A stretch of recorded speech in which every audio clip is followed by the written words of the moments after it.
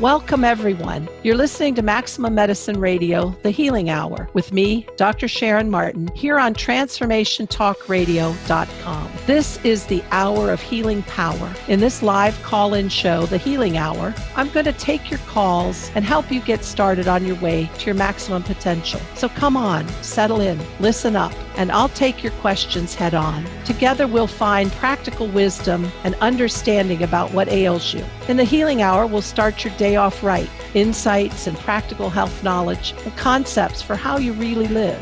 I'll take your issue and help guide you with the blend of scientific medicine and the esoteric, including shamanic energy medicine. So let's shake off some of that mystery and get started on how to really live. Together, let's get unstuck.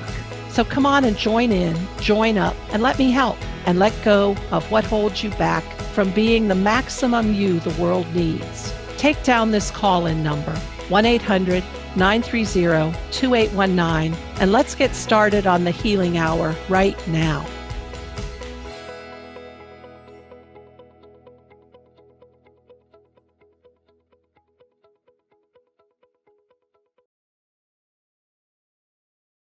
Hi, everybody. I'm so happy you're with us.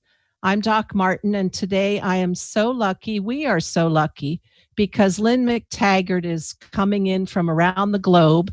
You in London today, Lynn? Are you calling from? So where she lives in London. And you know Lynne McTaggart, you know her from her seminal work in trying to bring the science behind what we as energy healers understand experientially. And she has actually researched, you remember the book, The Field? She has been in this field doing this journalism for at least 10 years, Lynn, 2008 at least. 25. Holy moly. Okay, so we're so lucky that she's with us because I want her to ring in the new year with helping us really get that we can heal by intention and that this stuff we call woo-woo energy medicine is a real deal. So Lynn, tell everybody how they can follow along with you and sign up for your blog and all that. Well, thank you for that. You can find out about my blog, my podcast, and my year-long course, The Power of Eight, Intention Masterclass 2020, which is kicking off February 1st, but the doors are still open. And there are still some tickets left to go, although they're going very, very quickly. And you can find out all about this, and I'll explain about them as we talk, at lynnmctaggart.com. Wonderful. So all of you, if you have not read Lynn's books, I read The Field a long time ago, and the intention experiments that she did, but her new book, which might be 2 years out, is The Power of Eight. And she has really drilled it down to what's the best way we can come together, the best way we prepare, the best way we join together to effect healing. And that even includes long distance. As you know, we energy healers have always known that we could do that. But this is giving us the proof. So Lynn, I'm so happy you're with us today. Thank you so much. Thank you. It's great to be with you. So the first segment that I want to talk about, and if you would take us back to the basic concept that we experientially know, and you have shown us the science, that we are all connected. Everything is connected. And that matter in the universe is connected. And that even the void, the quiet, the 0 point field is shimmering with life. And I wonder if you could give us a little teaser on how you know that and what you've found out in your research. Okay. Well, I wanted to find all of this out really more than 20 years ago. We had launched, now 30 years ago, we had launched a newsletter called What Doctors Don't Tell You. Now it's an international magazine. But at the time, and even now, we studied the medical research to see what works and what doesn't work in conventional and alternative medicine. That's what the magazine does, and newsletter back in those days. And in the course of my work, I kept coming across really good studies of spiritual healing, suggesting that, this stuff really works. And I kept thinking to myself, well, if you can have a thought and send it to someone else and make them better, that undermines everything we think about how the world works. So I set on a quest to find out why. And I didn't know what I was looking for. I was on a journey without a compass. So I started talking to frontier scientists, and I soon recognized that we are on the verge of a brand new science, a completely new view of the world.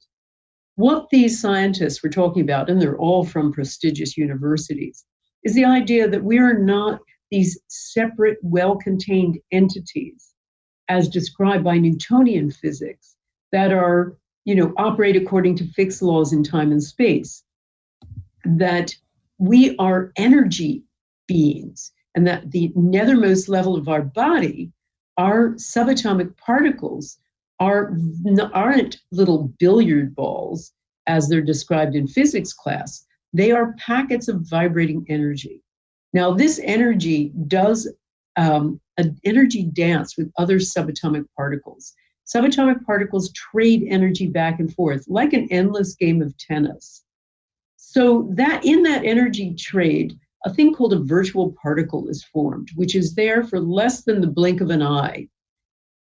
The exchange between two subatomic particles is very tiny. It's a half a watt's worth of energy. But when you add up all of the subatomic particles, sending energy back and forth in all the things in all the world, you end up with this unbelievable, unfathomable amount of energy right there in empty space, like some sort of supercharged backdrop.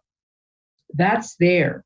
If you were sitting a yard away from me, the energy between us would be enough to boil all the oceans of the world. That's how energy dense the so-called vacuum, or calling it the 0-point field as they do, is. But there's two big implications that are really important for us with the 0-point field. The first is that these energy packets are also waves. Waves go on to infinity. So essentially, you have a model for how we can be in touch with every other part of the universe. And secondly, waves have an infinite capacity for information. So when they bump into each other, they take on that information. So essentially, you've got in this giant quantum energy field, almost like a memory bank of everything that ever was.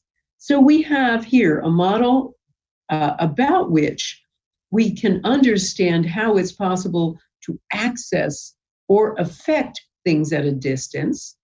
And also, we have a model to show how we're all connected. Well, it's interesting. We Westerners, we really seem to need the science, but the shamans have been traveling out into this void, into this emptiness, and getting information for their clients. And they didn't need us to explain the physics behind it. But I'm so glad for our Western minds. We so are trained to believe that science is the ultimate, that if it's, and what I also love that you have done, and what I think the iron curtain keeping the Russian and East German and Eastern European scientists, that opened, and we really have data from these countries that is finally making it into our knowledge base. And you've brought in a lot of them as well. So thank you for that.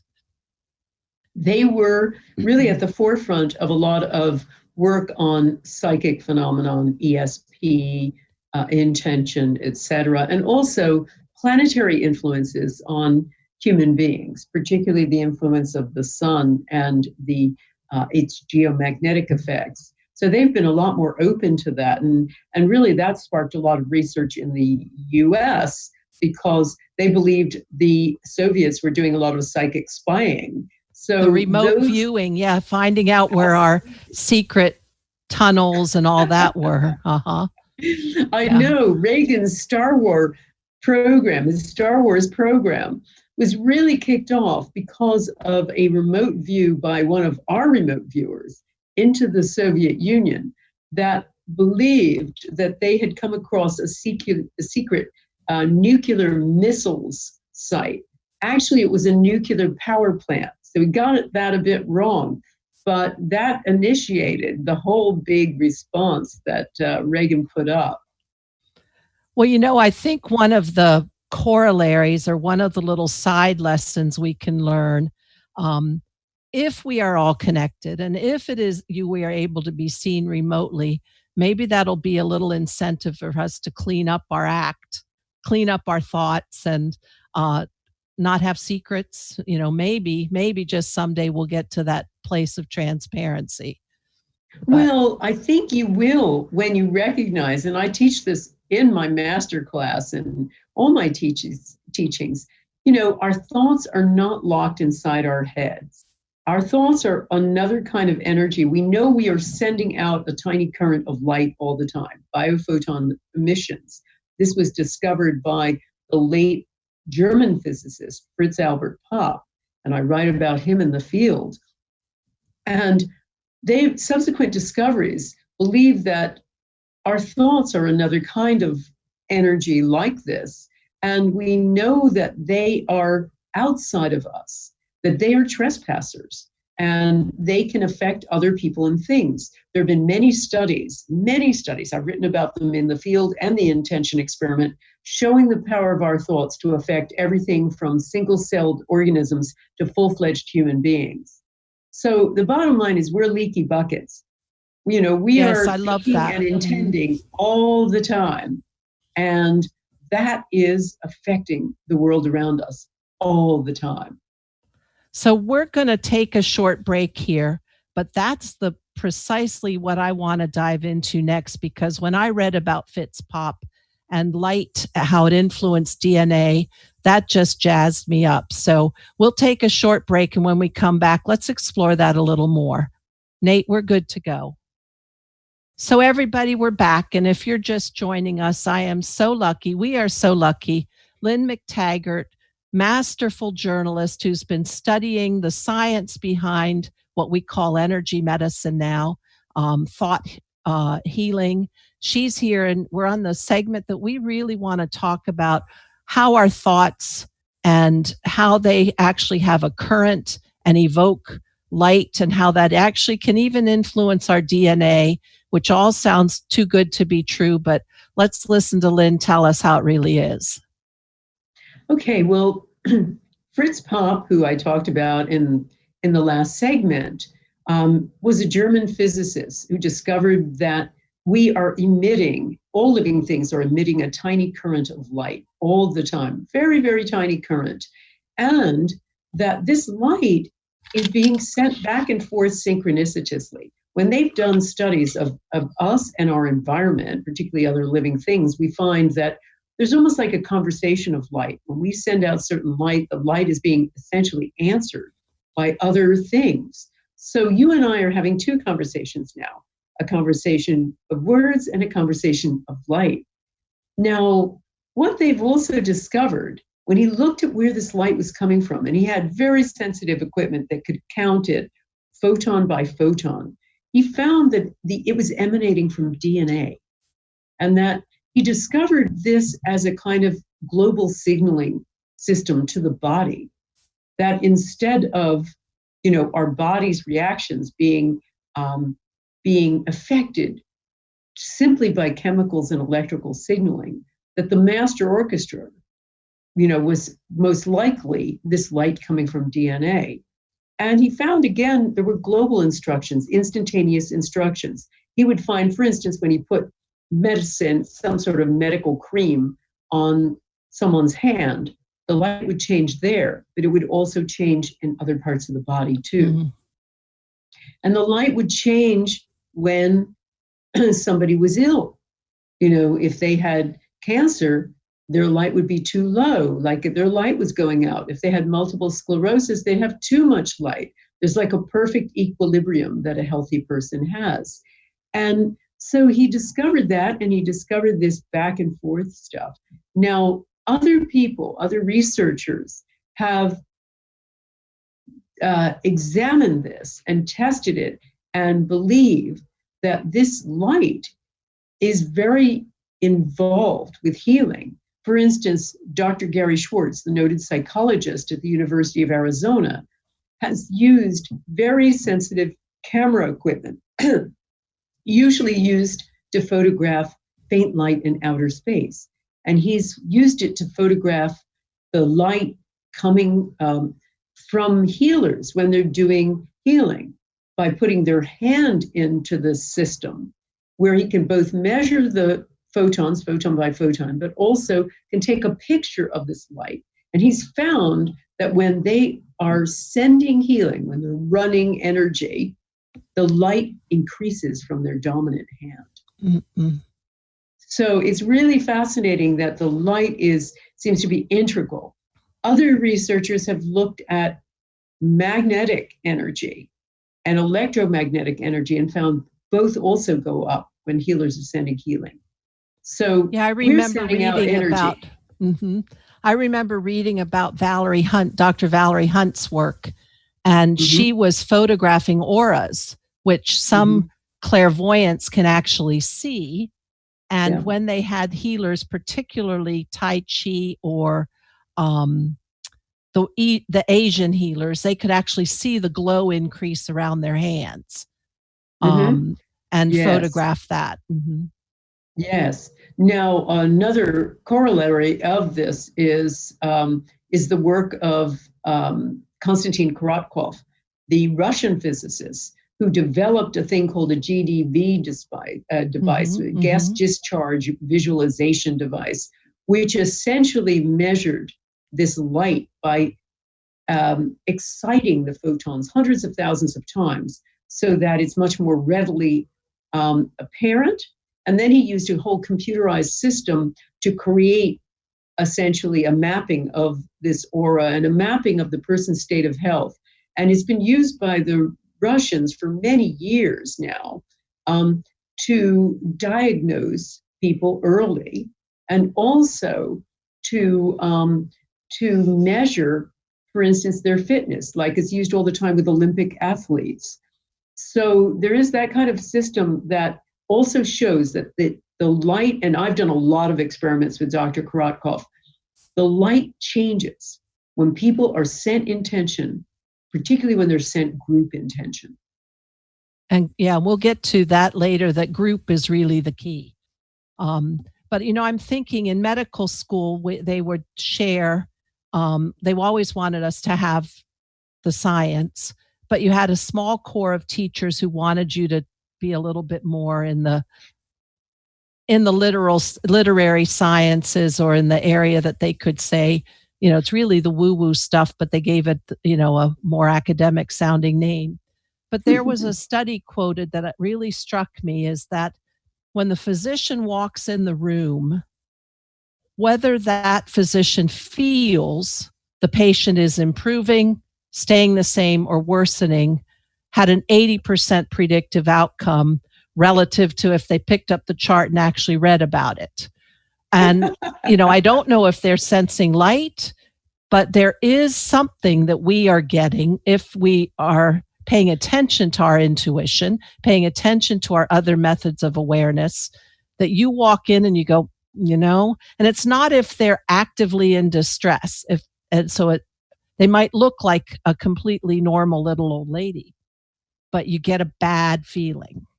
So I don't know if we, I'm sure that we are sensing the currents of light. We just don't know how we're sensing it. And we're probably sensing many other things as well. But that subtle world is so very important. And we gave it the name, that somebody gave it the name, the art of medicine, like somehow making a category that we were allowed to attribute things to. Yes. I mean, I think when it isn't bashed out of people going through medical school, and bullied out of them when they go through medical school, because that kind of thing is oftentimes discouraged. Any kind of thing on the Right. more spiritual, intuitive realm, Right. in favor of facts and equipment and diagnostic tools. I think that everyone is equipped with the ability to read other people and to intuit things about them, essentially to pick up their intentions and other things about them. I mean, I teach this all the time in my year-long Power of 8 Intention Masterclass. I teach people to become better receivers of other people's intentions. And we find, one of the things we do and play around with is sending and receiving information to another person, but we do it remotely. So they're picking it up, they're being sent or received via Skype, via Zoom, via telephone. And yet we have a huge hit of people picking up things and oftentimes the emotional content of that thought they have as well from the person who is sending. And these are total strangers who have never met each other before. So I think that's really right. But the other thing I'd like to say to healers of all varieties and therapists of all varieties, because another course I teach is called Become a Better Healer with the Power of 8. And what I focus on there is the thoughts and the languaging that healers have. Their thoughts, their languaging, remember, they're all leaky buckets, will have a huge effect on the outcome of their clients or patients. Huge effect. Huge effect, because one of the things I had to guard against and actually actively teach myself is I might see something diagnostically that looks like the truth. There's a mass on the chest x-ray. But sending that information, giving that information to the person, how you do it, how you couch it, or not even couch it, but how you frame it, because I have, and you learn in years of experience, that doesn't absolutely mean that it's cancer. It could be a fungus ball and it can be healed in ways we're not even aware of. So just the way you say you're doomed versus this is something here, but I'm going to be with you every step of the way as we figure it out, and let's heal it. And as soon as you say, let's heal it, that energy, you are setting an intention in a path to say, you and I are going to step over to a different destiny line. Let's do it. Let's move it over to this other line. And you bet. That makes a difference. Right. That is totally right. That is the way.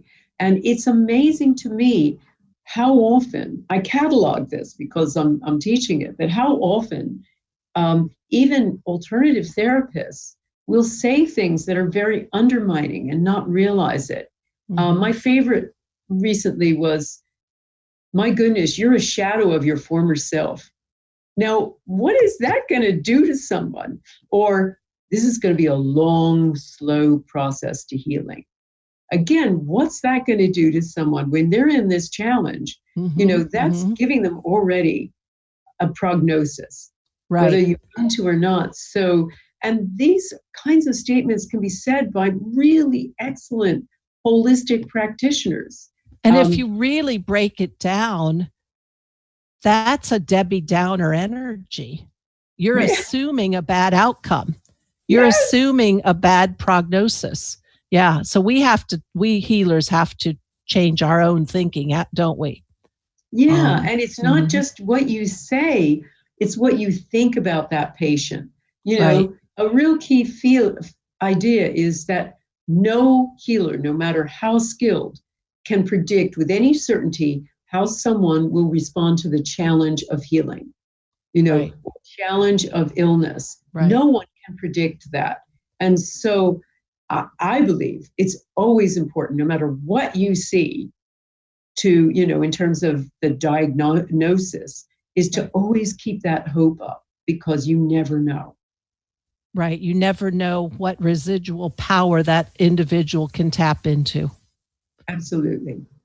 So we're going to take a break. And when we come back, I really want to talk about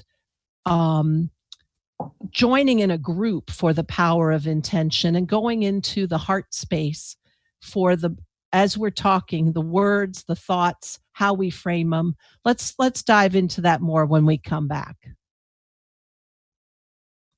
We're back, everybody, and I'm with Lynne McTaggart, and we're talking about, we've kind of gone through some of the basics behind healing by intention. And where we are right now is we're talking about our thoughts influencing the outcome, not just what we say to people, because we know that what we say can deflate or amplify and expand somebody, but our thoughts and how those thoughts are more powerful when we're in the giving mode. So, Lynne, tell us a little about that. Well, I'll give you a little background about small groups. I had seen a lot of evidence that thoughts are things that not only affect other things, but I wondered whether or not that could be amplified. So there was a lot of science about the idea that thoughts are trespassers. They come outside of our heads. They can affect other things in the world, physical things.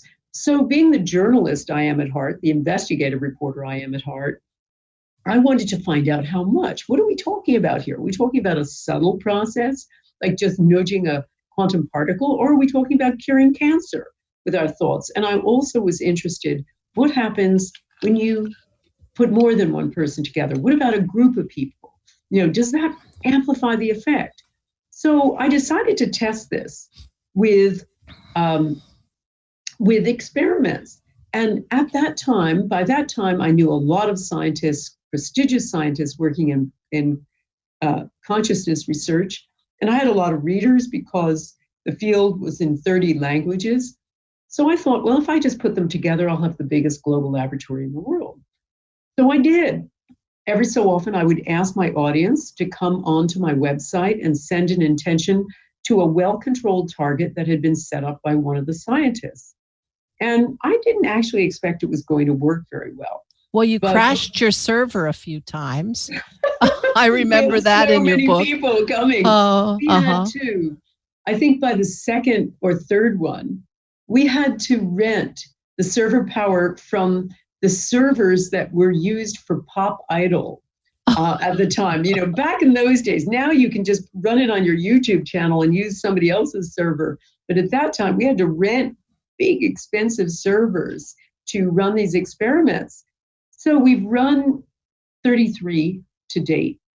And of those 33, 29 have shown measurable, positive, mostly significant scientific effects. And it's been everything from making seeds grow faster, to purifying water, to lowering violence in war-torn area, to healing someone of post-traumatic stress disorder. So there's no drug out there with that kind of consistent track record. Mm-hmm. But what I also noticed was an amazing mirror effect with these big intention experiments. The people who were doing the sending, not only the targets, but the senders, their lives were being changed.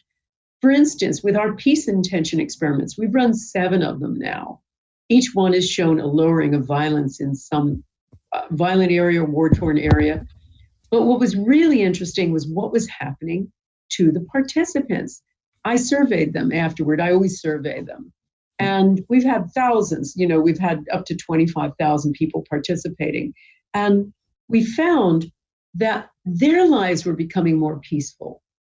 There was some weird mirror effect. They were talking about making up with estranged relatives, or getting along amazingly better with their not so nice bosses or coworkers, or their marriage had suddenly really improved, or their children were suddenly speaking to them. It was just amazing. And most of all, they were falling in love with everybody they came in contact with. They were hugging strangers, basically. So I was mystified by all of this. And I started thinking about what would happen if I scaled down these groups, in my workshops. Now, I hadn't run many workshops by that time. I wasn't really sure how to do this. So I was sitting with my husband one day, and we're kicking around how to do this. And I just turned to him and say, well, I don't know, maybe I'll put people in groups of 8 or so and have them send healing intention to somebody with a health challenge. And he said to me, I love it. the power of 8. And that's exactly what happened. We did this not expecting it to really be anything more than a feel-good effect, like having a facial. So we put people in groups. This first one was in Chicago. We had them send healing intention to a member with a health challenge. We asked the people to come back the next day and then to report on what was happening.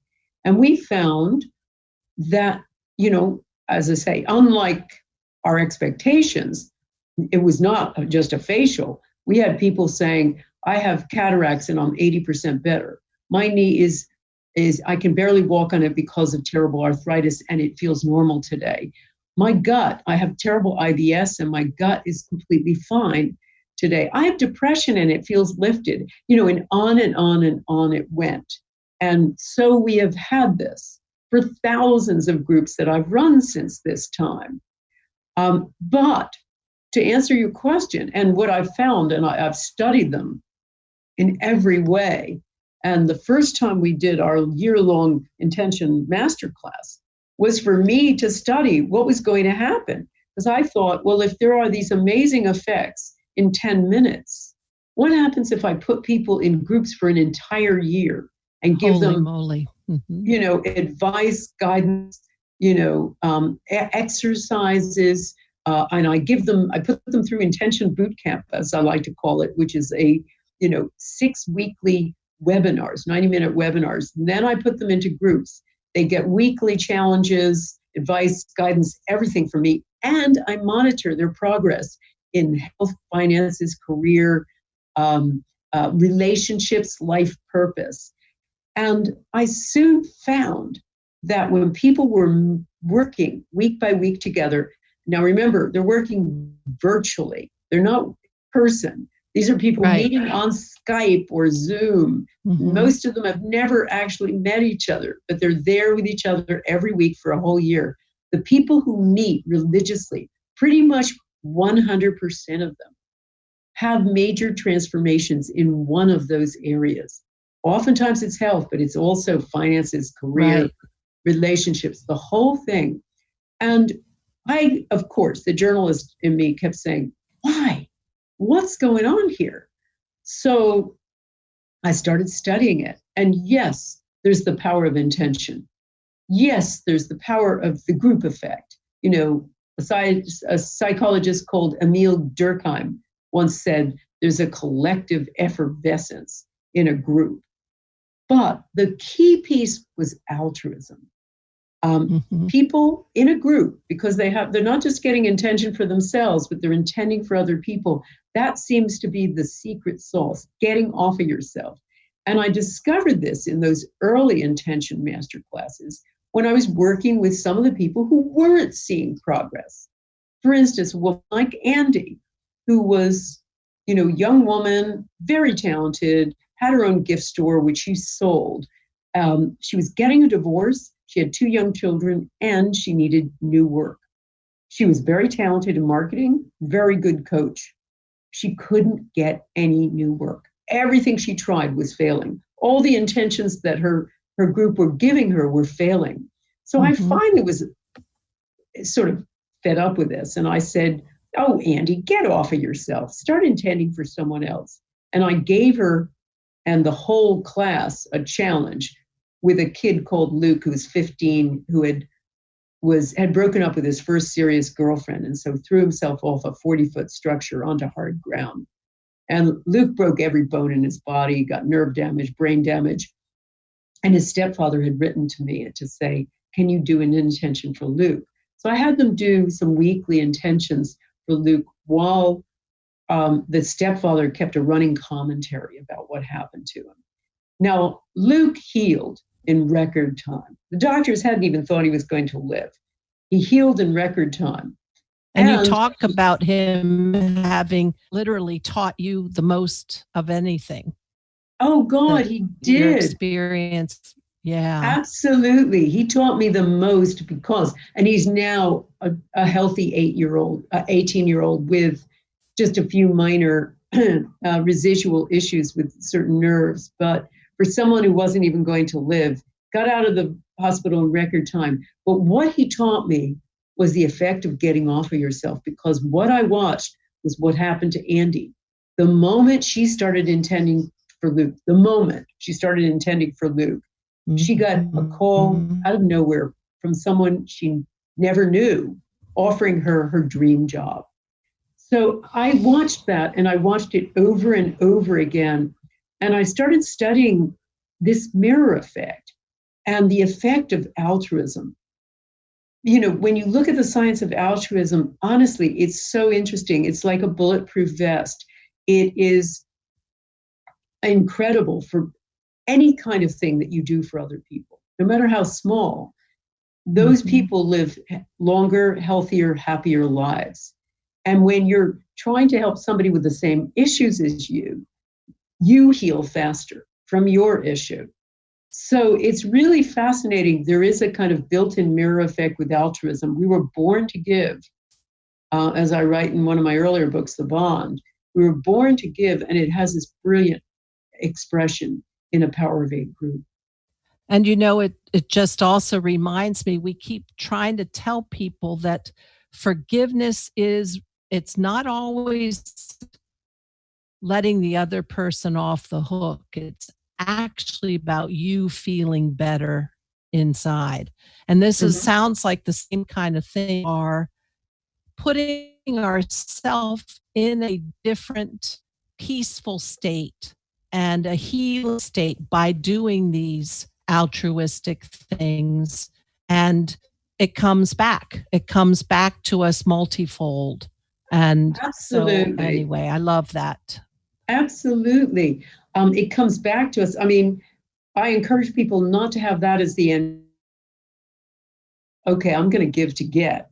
But in a group, this is what this space does. When you're meeting week after week with the Power of Eight group, what happens is you just automatically get off of yourself, because this becomes your intention family. People tell us they feel like they're part of a superorganism now, and that they're closer to these people than their own families in some cases. And what they find is the power of a group of strangers, essentially, sending this loving intention to you is extraordinarily healing. And for you to do the same to them is extraordinarily healing. You develop a sense of selfless love. I really want Joe to get over whatever it is that he's got. Isn't it wonderful that Sam's had this incredible experience? And there is that sense that a win for one person of the group is a win for everybody. Wonderful. We're going to take just a quick break, and I want to hear Lynne tell us more about how we can a Power of Eight group and the key elements for that. And she'll tell us more about how you can join her masterclass. We'll be back in a minute. Hi, everybody. I'm Doc Martin. We're back on the Healing Hour, Maximum Medicine Radio, and we're finishing up with Lynne McTaggart. It's been a wonderful show, learning all about the science behind the power of intention healing. And I wanted to take the last few minutes we have both to remind you of how to sign up for her masterclass, and then to tell us the brief key elements to establishing a healing group. Lynne, so happy you've been here. Thank you. Oh, it's been so much fun. Thank you. To establish a group, first of all, I want to say it doesn't have to be 8. 8 is a Goldilocks figure. Remember, I just pulled that out of my head. Maybe there are no accidents, but what I have found with my experience, that a group of 5 works, a group of 12 works. At bigger than 12, it gets a little unwieldy, and below 5, it's not really a group so much. But 8 is kind of this perfect Goldilocks figure. So assemble a group if you can get 7 other friends. If not, you can come on my website, lynnmctaggart.com/forum, and set up a virtual group. You just put in essentially a request out there for people in your time zone, and they'll come and join you. Or you can join one that is an existing time zone, but you can go through that form and find somebody that resonates with you. If you want to have people in person, You can put up some sort of ad at Whole Foods or something like that to get some or your local New Thought church, and get some like-minded people to come together. And the key thing is essentially an unbroken circle, so holding hands. And I can't go through all of the techniques because there are 13 keys to intention mastery, which I go into in great detail in my Power of 8 Intention Masterclass. But one of the key things that I will tell you about is framing your intention.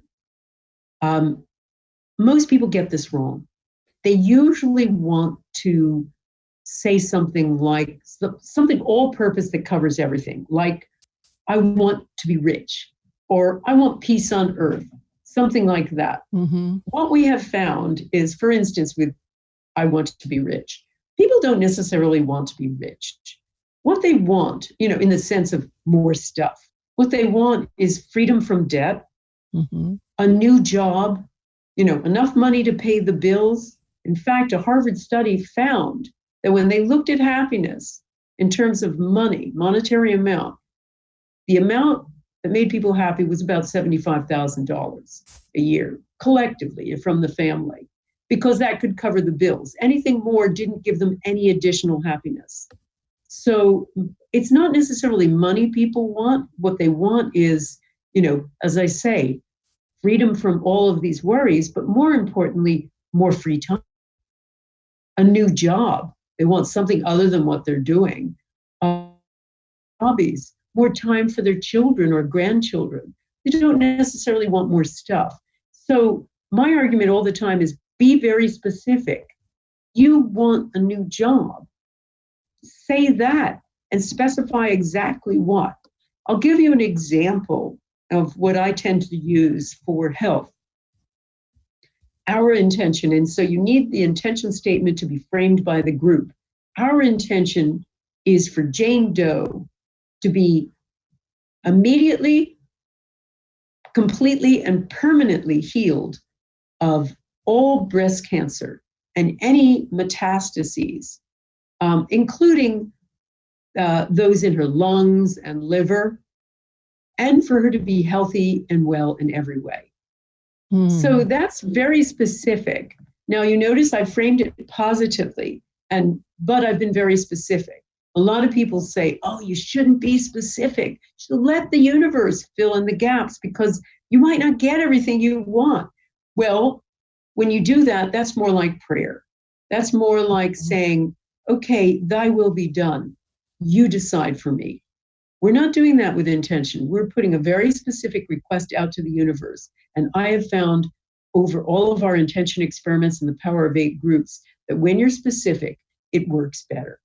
So that's really important. And the other thing I will say is this intention gets formulated in your head, but it gets sent out from your heart.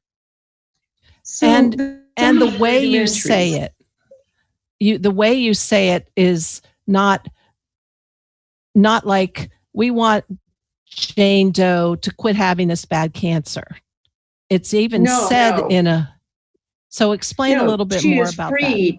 Free of all cancer, or she is cancer free. She overcomes. Use positive languaging all the time. Mm-hmm. Remember, you're not saying it out loud. You're formulating it out loud together, but then you're holding the thought and you are sending it out in your heart. So those are some of the key things, and the sender, the recipient, just opens up their heart to receive.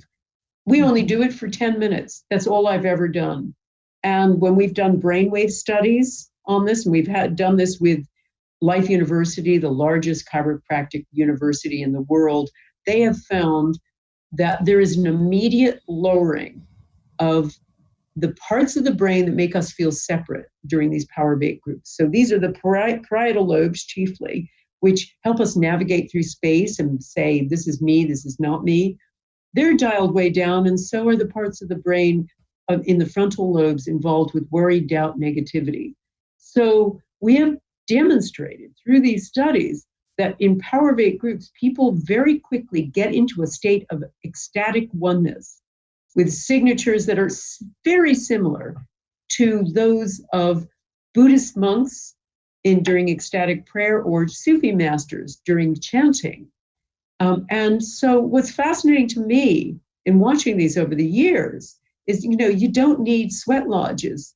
You don't need years of disciplined practice. The people who were part of these Power of Eight studies were student volunteers, most of whom had never even meditated before. And nevertheless, these Power of Eight groups were, for them, a fast track to the miraculous, where healing in all kinds of ways occurs. I love that. And Lynne, tell everybody again, as we close up, how they can reach you and about your blog and your masterclass. And everybody, just as we're closing up, this is Lynne McTaggart, an investigative journalist who has really shown us the underpinnings of what we energy healers have all known experientially. And just as we close, Lynne, thank you so much for being here. It's been my pleasure. Now, you can find out about everything that I'm doing at lynnmctaggart.com. You can sign up for my blogs. I give out information about how to live the field. I have a podcast called Living the New Science, with all kinds of amazing new science all the time, twice a month. We do intentions of the week, sending intention for 3 people in our community with health challenges. Our whole community does this on Sunday. And for my once a year, I open the doors to a year-long masterclass. And with that, it's 6 consecutive 90-minute webinars with me. You're put into groups and you meet regularly, hopefully weekly, for the entire year, while I send you weekly tips, advice, experiments, challenges, and I have a way of monitoring your progress over the year to help you reach your goals. So I also throw in 4 bonus webinars through the year so I can track your progress. You can ask questions, all of that kind of thing. The doors are open for that, and you can find that also on my website, lynnmctaggart.com. To find out more about it, just follow the links and you'll find out everything you need to know about this. I only urge you to hurry because last year we sold out 6 weeks in advance. But Wonderful. I hope to welcome you on there and to extend your healing for yourself and everyone else. So let's make 2020 the best year for healing ever. With Lynne's help, you guys can do it. I'm Doc Martin. You've been on the Healing Hour, Maximum Medicine Radio, with Lynne McTaggart, who called in from London. So we're very happy, and thank you, Lynne, as we sign off, wishing everybody a wonderful 2020. Thank you. May all of your intentions come true for this year. Perfect. Thank you for having me. You're very welcome.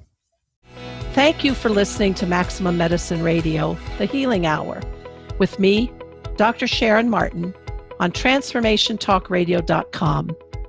We're going to be together the 3rd Wednesday of each month at 11 a.m. Pacific for candid, honest conversations to help you change the way you think about healing, about yourself, about your life. Did you hear your answer on the show? Well, I will be with you next month, ready for all your questions, from energy medicine to traditional healing and beyond. Healing is flow, movement, and destination. But are you stuck? What is your true destiny line? Listen in, call in to let the world know. Together, we'll choose what brings you into healing and let you call in all the power of the universe to act on your behalf. Reclaim your path. To learn more about me, Doc Martin, and Maximum Medicine, the Healing Hour, visit www.drsharonmartin.com. See you all next time.